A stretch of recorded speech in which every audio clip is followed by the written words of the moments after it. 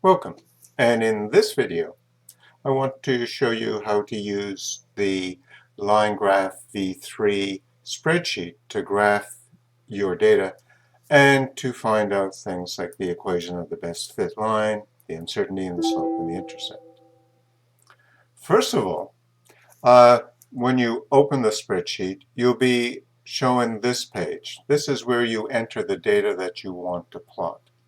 The next page is the graph page, and we have no data, so we have no graph.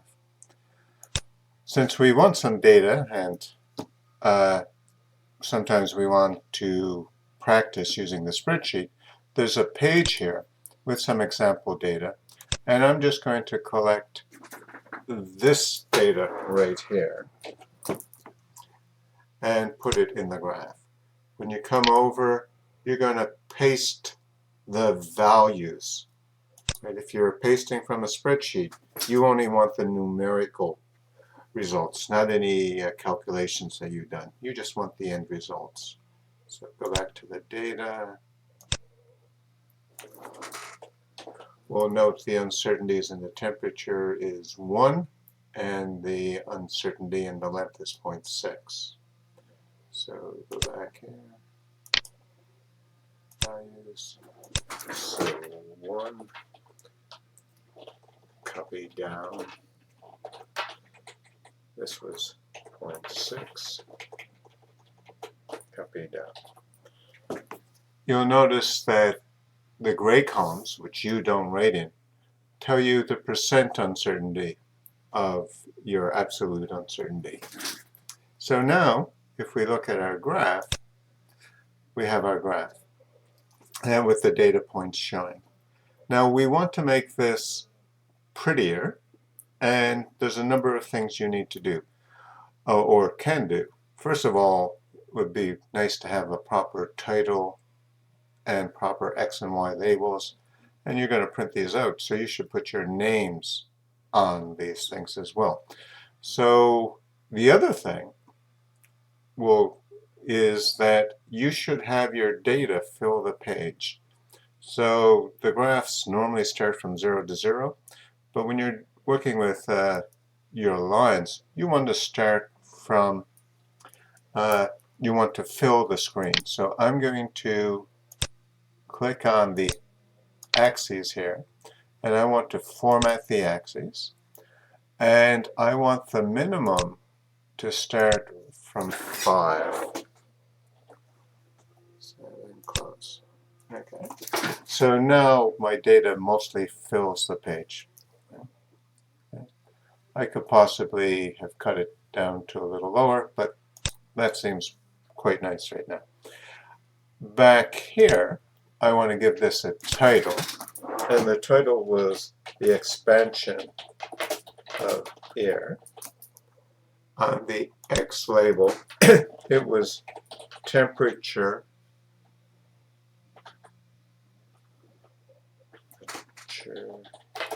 T in Celsius, and the Y label was length L in centimeters, and I'll put my name here.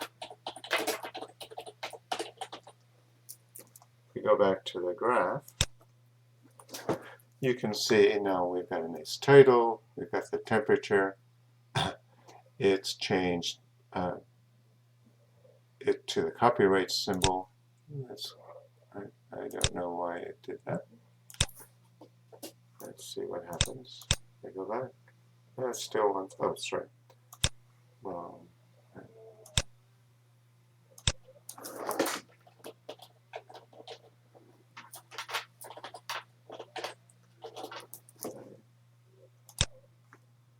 Go back to the graph. There we are. That's annoying. I can't get rid of that copyright symbol. Yes, I do. Bracket. See bracket. See if that'll work.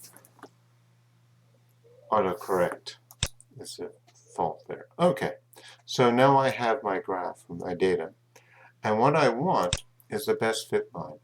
So right here, it's currently hidden. So I click on this, and I go over here, it draws the best fit line to the data. And the best fit line minimizes the area from the data points to the line. In your math class, you'll probably learn how the mathematics involved in least squares fits at some point. It's a common topic. Now, what we want is not just the best fit line. We also want the most extreme lines that fit through this data. And what we do to do that is we draw some limiting lines.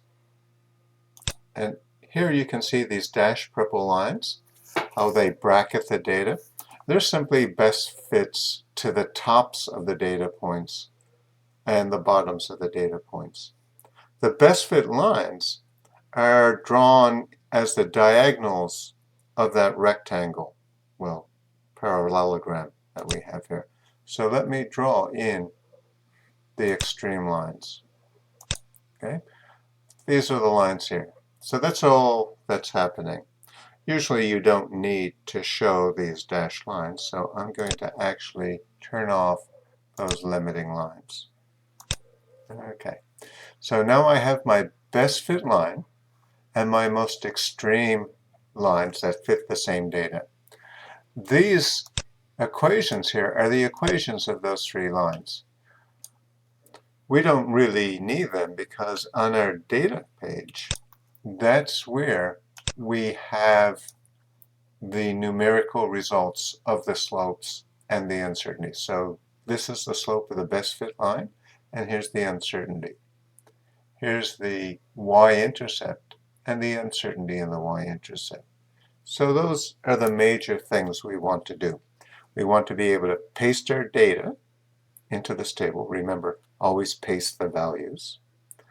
We want it to be labeled well, right? And we're going to be using these results.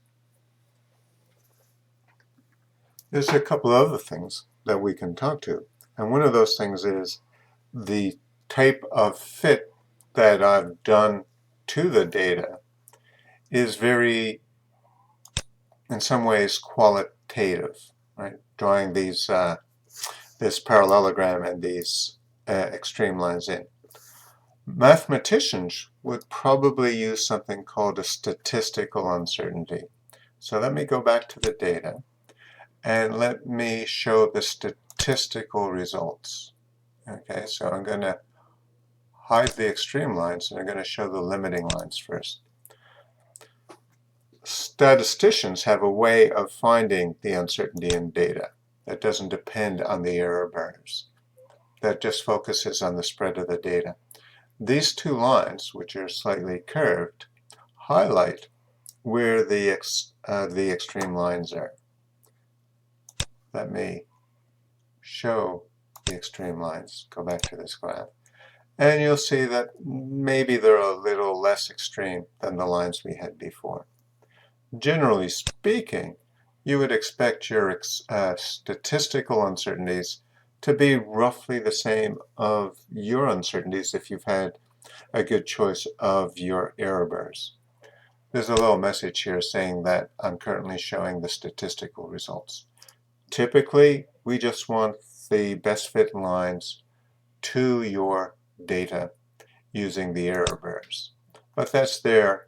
The statistical approach is there if you say had no error bars. Okay? You'll notice that as I change them, these values change. The best fit line doesn't change, but the uncertainties change a little. Okay, so here's our graph with our best fit to the data. Sometimes one of your data points may not be may be obviously wrong. You should go back and change that data point, remeasure it, and at worst, you could exclude it from your measurements. So if you come here and you hit X, that's used to exclude it. You'll see that the numbers change slightly. If we go to the graph, you'll see that that point just disappeared. So if you have a particularly bad data point that you wish to remove from the analysis, all you need to do is put an X next to it. Let's undo that. Let's delete that so that it's back in our analysis. Here's the data back. Good. So getting your best fit line and the uncertainties is the main goal of doing a graph, of course. But there's a number of other questions that arise. We want to know if your estimates of uncertainties are good or bad. I'm going to hide the extreme lines and the limiting lines and go back to this data. And one of the first questions to be asked once you've got your best fit line is, does your best fit line go through all the data points within experimental uncertainty? I think if you look at this graph, that's pretty obvious that it does, but we can make it a little more obvious by showing boxes around the data points. So what we've done is use the data points to draw little squares. And now you can more clearly see that the best fit line here does go through all the data points within those error boxes or data uncertainties. One of the questions that you need to answer when you're describing your graph. Now, you can also look at your data a slightly different way. Let me hide the data boxes, go back to the graph, see that they're off, and look at something called the residuals. The residuals are the data points minus the best fit line, right? So now they're on either side of zero. This should be sort of randomly so. And you can perhaps see that your error bars are bigger than they need to be in most of the cases. So you find the data point that's least close to the error bars. The data point that's has the least coverage with its error bar, which seems to be this guy. And you see that maybe it's a little bit too big. By about, let's see, something like almost 20% too big. That's the sort of thing you can play around with on your graph. You can make your error bars slightly smaller. Here I've made them 20% smaller. Go to the graph and put your error bars, the boxes back around.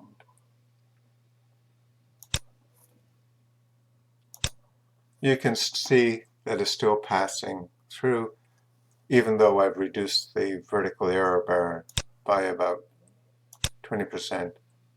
The graph, I could make them about a third smaller, and maybe even a little more, and you still fit through all those error boxes within uncertainty. So perhaps the error bars are slightly too large. Not insanely too large, but maybe a little too large. So maybe the estimate's a little too high. When you finish with that, you should always go back and make sure that you rescale to 1, because these things change with that scaling as well. Okay. So those are the main things that we want to be able to do with any set of data we have. We want to be able to graph it. We want the equation of the best fit line. We want to know if the best fit line goes through the data points within experimental uncertainty. And if it does or does not, are the error bars too big or too small? And by about how much? And we can use these scaling that get us some idea of whether it's too big or too small. As I mentioned again, we have experimental data here that you could plot, and you could see, play around with it to make sure it works. Not all the data is linear. The top row is linear, but some of this is not linear. Like this is 6 and 7 and 8, 9, 8. They're nonlinear data, and they have to be plotted correctly to get a straight line. Thank you.